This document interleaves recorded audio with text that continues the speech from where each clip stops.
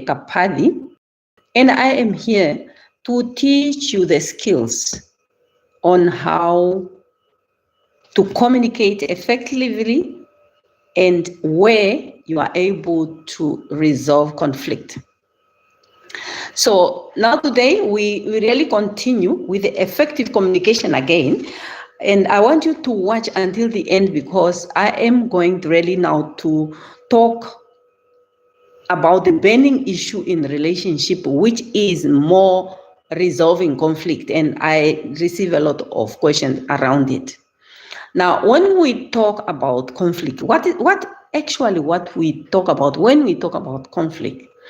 So conflict is actually any clash where you have a disagreement or where you have tension between the two of you, because you have different opinion, because you have different views, because you have different values and experience, and you also have different personality types. And many times we also have, because of different expectations. As I said, you are a man and she is a woman. You are totally two different people. Definitely, you have different views around issues. He thinks like a man and you are thinking like a woman. Now, let's give an example. When we talk about conflict, it's mostly, as I talk about, is a disagreement. When you talk about, maybe you disagree about money, you have different spending habits. The other one is squandering money, and the other one is really having also where he doesn't even want to maybe even to spend. And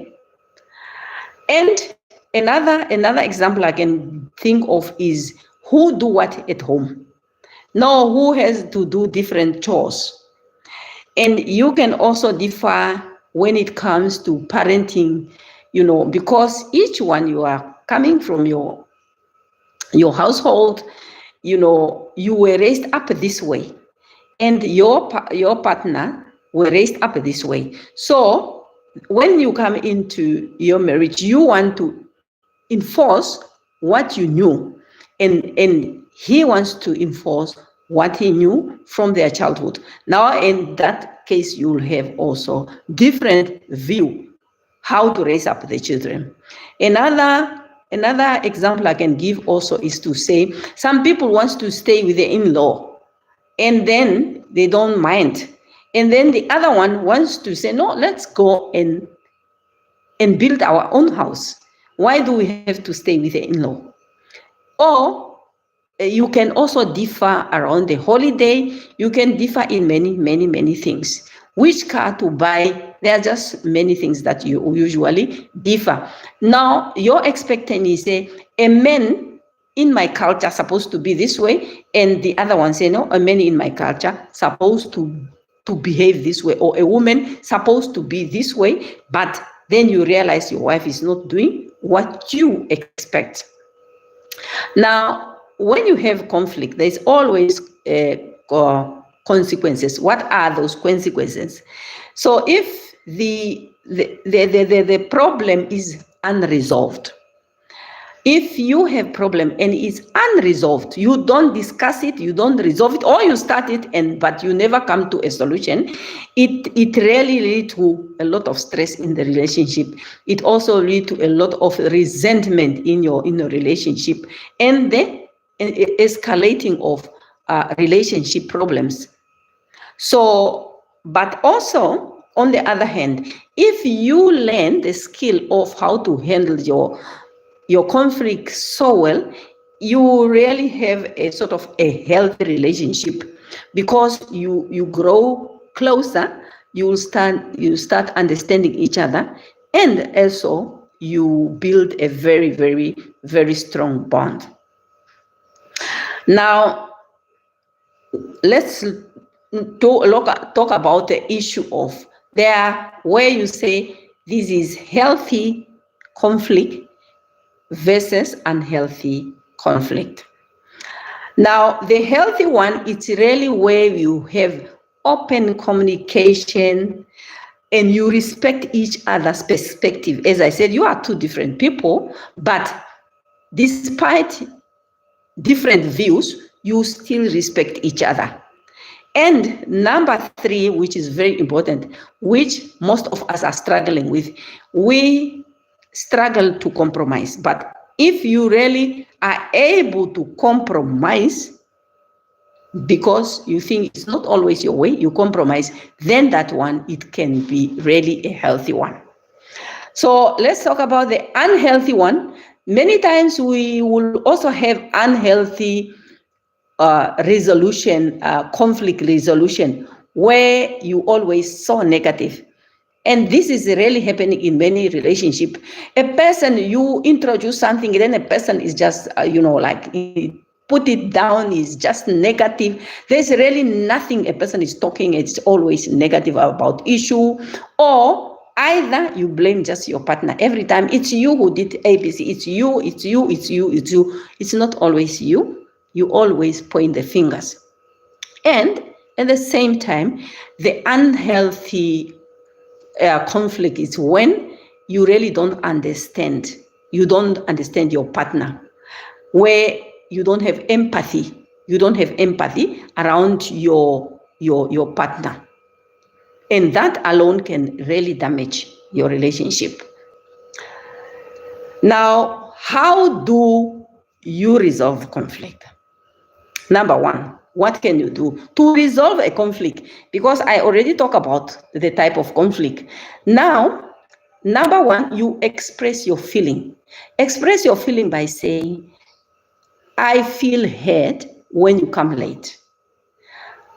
I feel hurt, I feel disregard when you don't involve me in decision making. So you talk about yourself. It means your focus is about how do you feel when your partner did something which hurts you. How do you feel? So you focus on yourself. Number 2, which is very important, the timing. Timing is very important. When you have such a problem, you don't just throw the word. And I think we don't know how to communicate. You call a meeting and you choose the right time. When you are not tired, when there is no stress, when a person is coming from work or whatever, or she is busy in the kitchen and you just wants to resolve the problem. Maybe you have already started it another day. You yourself has talked about it, you thought about it, but the other person, you just want to throw the word. The right time, and what you need, you find the quiet time, the calm, private, where both of you are very comfortable around talking about. There's no distraction, there's no children, there's no visitor. So it's only the two of you in the relationship. And number 3, you show empathy. Empathy is a very important aspect when it comes to a relationship, because if you put yourself in the shoes of your partner, you understand how your partner feels if you do something. You just, example, you think, okay, let's say it is maybe your partner disregard you. It doesn't involve you in any decision making. How do you feel? The way you feel, it means your partner also will feel the same. So that is now the empathy. Now, number 4, you must ask questions. Ask questions because you want to clarify. You want to clarify the situation. You each one, because your partner give now the viewpoint. Your partner give his viewpoint and you give your viewpoint. So if you don't understand, please ask, because you want to understand his or her viewpoint. And the next one, you should avoid personal attack. Play the ball, but not the person. You must talk about the issue. You talk about that issue, that problem. Don't go around and bring other things. And that is what many couples, when they speak or they talk about a specific problem, because you realize that you don't have maybe a lot of contribution to bring in, or you feel, and then you will bring other things which is unrelated to the specific problem. Discuss the problem. So you just stick to one specific problem. But at the same time, you also listen to understand your partner's needs and your partner's concern. Why your partner disagree? You understand why your partner disagree, why your partner feel that, no, let's rather spend this money there. Let's not go and buy the Mercedes-Benz. Let's rather do ABC. You listen to understand. And then after you listen, then you focus, you brainstorm the solution. Brainstorm the solution. So I have my solution. My husband has a solution. Now, we bring everything together. We write down. We say, okay, no, we must rather buy a Toyota Corolla. And then he said, no, we must buy a Mercedes-Benz.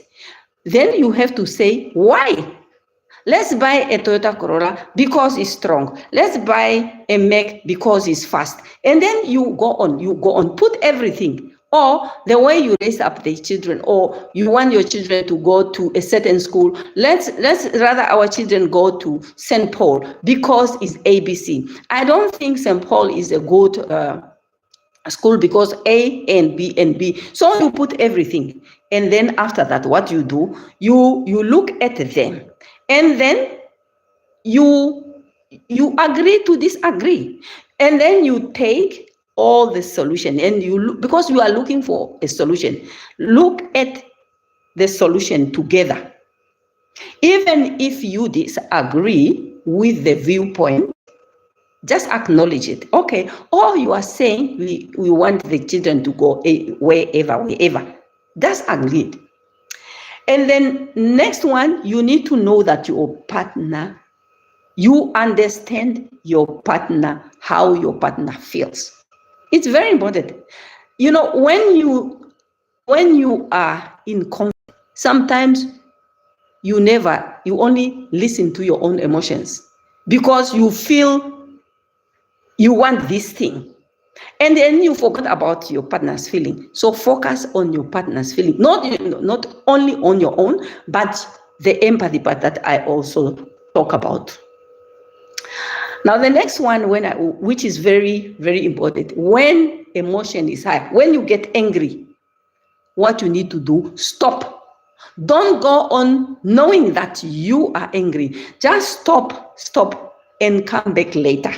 Even when you are outside the home, just stop and until both of you cool down. Just make sure that both of you calm down and both of you are receptive. It's only the time when you come back. You know what the problem that we are making is that now, the moment you start talking about the issue, you agree to disagree, you disagree. So what happens is, what the people usually do, because both of you are angry, you decided you leave it. And you just leave it forever. And then you leave it, you haven't resolved it. And that is why the resentment comes in.